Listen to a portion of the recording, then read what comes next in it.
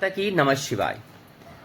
आप सबका असीम प्रेम हमें बहुत बहुत आत्मीयता के साथ मिल रहा है और ये परिवार जब धीरे धीरे बढ़ रहा है, इसको देख के हमें आत्मा से प्रसन्नता हो रही है कि हमारे ये कुटुंब दिल से हमारे साथ जुड़ रहा है और हमारी इन कथाओं का, शिव पुराण में से जो व्याख्यान है शिव की, शिव तत्व की, उसको पसंद करके उसका लाभ उठा के उसमें आनंदमयी होता जा रहा है।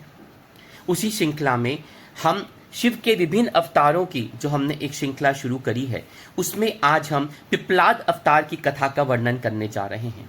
शिव पुराण के शतरुद्र संहिता के अंदर ये व्याख्यान दिया गया है और आशा करते हैं कि आप इससे लाभ उठाएंगे, शिवमय हो जाएंगे और शिव को अपने अंदर उस ज्योत को जागृत कर सकेंगे जिसमें हम सब शिव के अंदर ही विलीन होके आनंदमयी हो जाएंगे। बोलिए हर हर महादेव।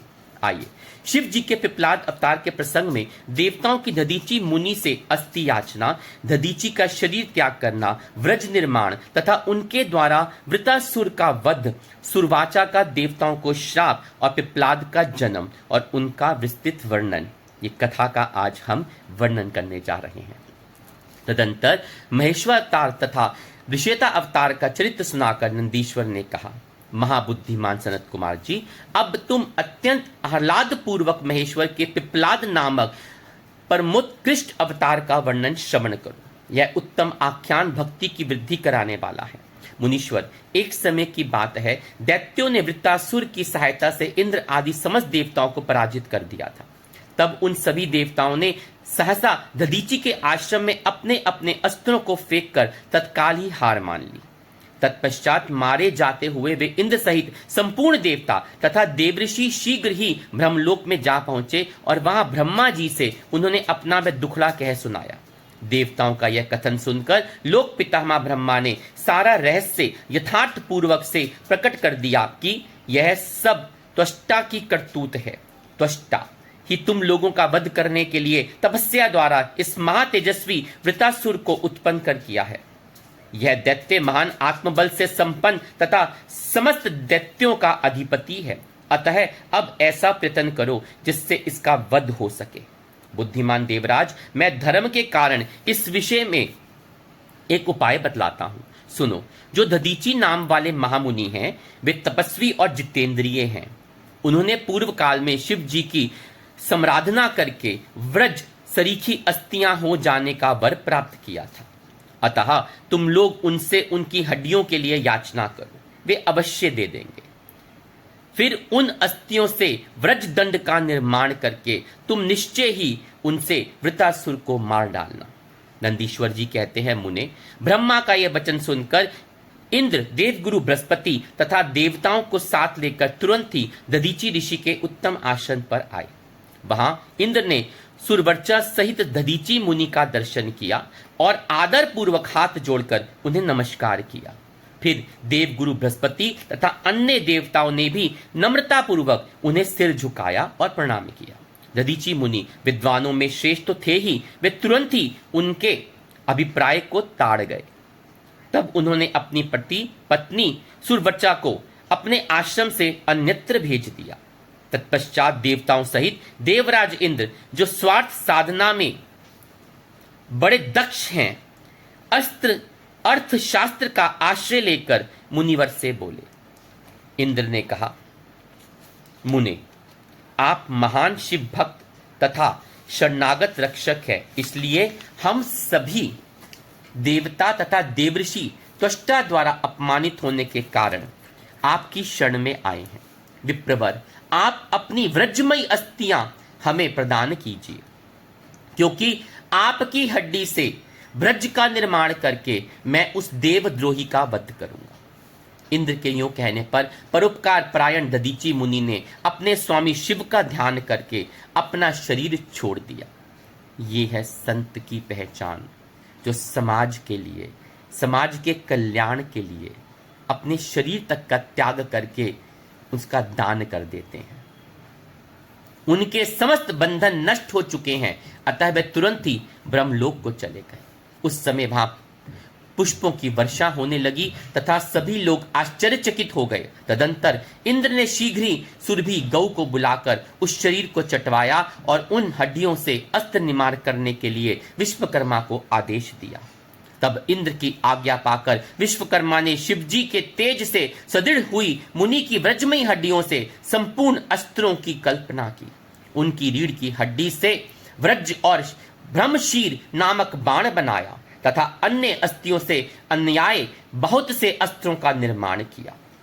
तब शिवजी के तेज से उत्कृष्ट को प्राप्त हुए इंद्र ने उस वज्र को लेकर क्रोधपूर्वक वृत्रासुर पर आक्रमण किया, ठीक उसी प्रकार जैसे रुद्र ने यमराज पर धावा किया था।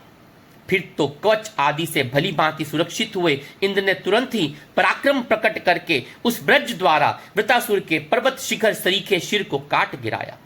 तात उस समय स्वर्गवासियों ने महान विजयोत्सव मनाया और इंद्र पर पुष्पों की वृष्टि होने लगी और सभी देवता उनकी स्तुति करने लगे। तदंतर महान आत्मबल से संपन्न दधीचि मुनि की पतिव्रता पत्नी सुवर्चा पति के आज्ञानुसार अपने आश्रम के भीतर गई। महादेवताओं के लिए पति को मरा हुआ जानकर वह देवताओं को श्राप देते हुए बोली। सुवर्चा ने कहा, अहो, इंद्र सहित ये सभी देवता बड़े दुष्ट हैं और अपना कार्य सिद्ध करने में निपुण, मूर्ख तथा लोभी हैं। इसलिए ये सब के सब आज से मेरे शाप से पशु हो जाएं। इसी प्रकार उस तपस्वी मुनि पत्नी सुवर्चा ने उन इंद्र आदि समस्त देवताओं को श्राप दे दिया। तत्पश्चात उस पतिव्रता ने पति लोक में जाने का विचार किया। फिर तो मनस्वी सुवर्चा ने परम पवित्र लकड़ियों द्वारा एक चिता तैयार की और उसी समय शंकर जी की प्रेरणा से सुखदायिनी आकाशवाणी हुई। वह उस मुनि पत्नी सुवर्चा को आश्वासन देती हुई बोली। आकाशवाणी ने कहा, प्राज्ञे, ऐसा साहस मत करो, मेरी उत्तम बात सुनो।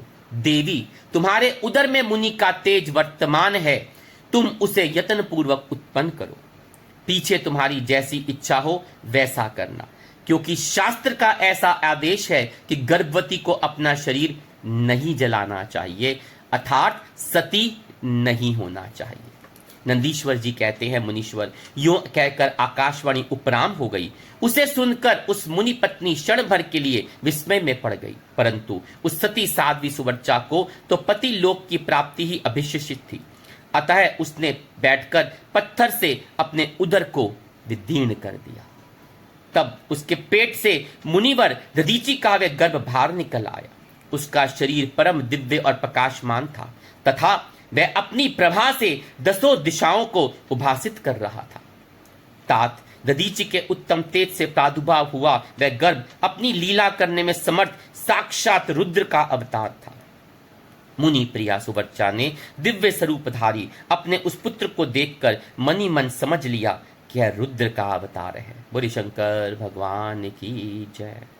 फिर तो वह महासाध्वी परमानंद मग्न हो गई और शीघ्र ही उसे नमस्कार करके उसकी स्तुति करने लगी। मुनिवर, उसने उस स्वरूप को अपने हृदय में धारण कर लिया। तदंतर पति लोक की कामना वाली विमलेक्षणा माता सुवर्चा मुस्कुराकर अपने उस पुत्र से परम स्नेह पूर्वक बोली। सुवर्चा ने कहा, तात परमेशान, तुम इस अश्वत्थ वृक्ष के निकट चिरकाल तक स्थित रहो।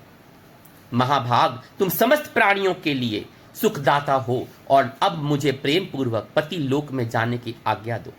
वहां पति के साथ रहती हुई मैं रुद्र रूपधारी तुम्हारा ध्यान करती रहूंगी। नंदीश्वर जी कहते हैं, मुने, साध्वी सुवर्चा ने अपने पुत्र से यूं कहकर परम समाधि द्वारा पति का ही अनुगमन किया। मुनीश्वर, इस प्रकार दधीचि पत्नी सुवर्चा शिवलोक में पहुंचकर अपने पति से जा मिली और आनंद पूर्वक शंकर जी की सेवा करने लगी। तात इतने में ही हर्ष से भरे हुए इंद्र सहित समस्त देवता मुनियों के साथ आमंत्रित हुए की तरह शीघ्रता से वहां आ पहुंचे। तब प्रसन्न बुद्धि वाले ब्रह्मा ने उस बालक का नाम पिप्लाद रखा। फिर सभी देवता महोत्सव बनाकर अपने अपने धाम को चले गए। तदंतर महान ऐश्वर्यशाली रुद्रावतार पिप्लाद उसी अश्वत्थ के नीचे लोगों की हित कामना से चिरकालिक तप में प्रवृत्त हो गए। लोकाचार का अनुसरण करने वाले पिप्लाद का यूं तपस्या करते हुए बहुत समय व्यतीत हो गया। तदंतर पिप्लाद ने राजा अनरण्य की कन्या पद्मा से विवाह करके तरुण हो उसके साथ विलास किया। उन मुनियों के 10 पुत्र उत्पन्न हुए, जो सब के सब पिता के समान महात्मा और उग्र तपस्वी थे। वे अपनी माता पद्मा के सुख की वृद्धि करने वाले हुए। इस प्रकार महाप्रभु शंकर के लीला अवतार मुनिवर पिप्लाद ने महान ऐश्वर्यशाली तथा अनेक प्रकार की लीलाएं की। उन कृपालु ने जगत में शनीश्वर को की पीड़ा को, जिसका निवारण करना सबकी शक्ति से बाहर था, देखकर लोगों की प्रसन्नता पूर्वक यह वरदान दिया कि जन्म से लेकर 16 वर्ष तक की आयु वाले मनुष्यों को तथा शिव भक्तों को शनि की पीड़ा कभी नहीं हो सकेगी। यह मेरा वचन सर्वथा सत्य है। यदि कहीं शनि मेरे वचन का अनादर करे, उन मनुष्यों को पीड़ा पहुंचाएगा, तो निस्संदेह वो भस्म हो जाएगा। तात इसलिए उस भय से भीत हुआ ग्रह श्रेष्ठ शनीश्वर विकृत होने पर भी वैसे मनुष्यों को कभी पीड़ा नहीं पहुंचाता। मुनिवर, इस प्रकार मैंने लीला से मनुष्य रूप धारण करके पिप्लाद का उत्तम चरित्र तुम्हें सुना दिया। यह संपूर्ण कामनाओं को पूर्ण करने वाला है। गाधी, कौशिक और महामुनि पिप्लाद, ये तीनों स्मरण किए जाने पर शनीश्वर जनित पीड़ा का नाश कर देते हैं। वे मुनिवर दधीची, जो परम ज्ञानी सत्पुरुषों के प्रिय तथा महान शिव भक्त थे, धन्य हैं जिनके यहाँ स्वयं आत्मज्ञानी महेश्वर पिप्लाद नामक पुत्र उत्पन्न हुए हैं।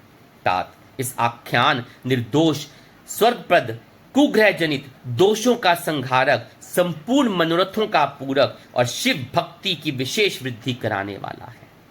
आशा करते हैं कि आपको ये कथा, आपको ये रुद्र अवतार और शिव अवतार की ये कथा, पिप्लाद अवतार की ये कथा लाभदायक और ज्ञानवर्धक लगी होगी। पसंद आइए तो लाइक कीजिएगा, और आगे की वीडियो की जानकारी करने के लिए सब्सक्राइब नहीं किया है ना, तभी मिस हो जाती हैं, तो बेल आइकॉन को दबाइए और सब्सक्राइब कीजिए और हमारे इस कुटुंब का एक हिस्सा बन जाइए। शेयर करना मत भूलिएगा अपने प्रियजनों के साथ। कमेंट जरूर करते रहिएगा। आपके कमेंट का हमें तहे दिल से बहुत इंतजार रहता है। हर हर महादेव।